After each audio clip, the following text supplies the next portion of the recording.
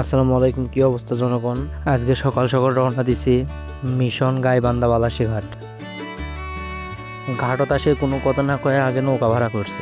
বালাসী ঘাট থেকে 50 টাকা করে চরের মধ্যে ঘুরলেও আমরা জনপ্রতি বালাসী থেকে কেবলাগঞ্জ 100 টাকা করে একটা গ্রুপের সাথে অ্যাড হই।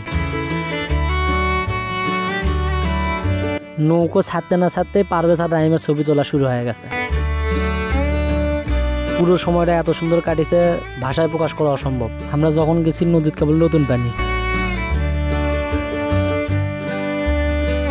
প্রায় 45 মিনিট নৌকার উপর থাকার পরে আমরা চলে এসেছি কেবলাগঞ্জ।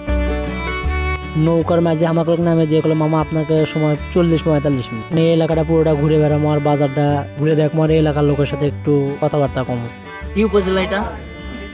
আমাকে সব কিছু গাইবান্ধা। গাইবান্ধা। তো কিরকম বাড়ি ঘর আছে? বাড়ি ঘর দিয়ে আছে 100টা পরিবার আছে? বেশি আছে বেশি। দোকানপাট খোলে কখন? এই 3টের দিক। বাজার দিকে সোজা আমরা ঢুকছি এই এলাকার ভিতর, কারণ এই গ্রামটা অসম্ভব সুন্দর, বলা যেতে পারে একদম আসল গ্রাম বাংলা। গ্রাম ঘুরে এখন আমরা যাচ্ছি নদীর ঘাটত গোসল করার জন্য। নদীর ঘাটত দাঁড়াতে রাইম গেল উল্টো করে।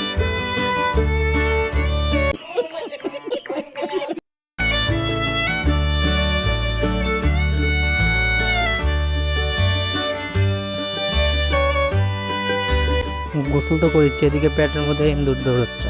এখন সময় হচ্ছে চলে যাওয়ার। নৌকোর থেকে নামে একবারে চলে যাচ্ছি ঘাটের সাথে হোটেলগুলো। একদম বাংলা হোটেল, খাবারের মেনুত আছে একবারে এই নদীর ইচা মাছ। এই জায়গায় খান আর না খান, বুঝ থেকে বাতাসটা ঠিক মতো খাওয়া পারবেন।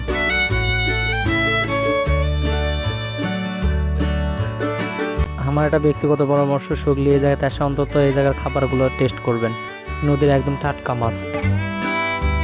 তো আজ এই পর্যন্ত, দেখা হচ্ছে অন্য কোনো ভিডিও। সেই পর্যন্ত সগলি ভালো থাকেন। আসসালামু আলাইকুম।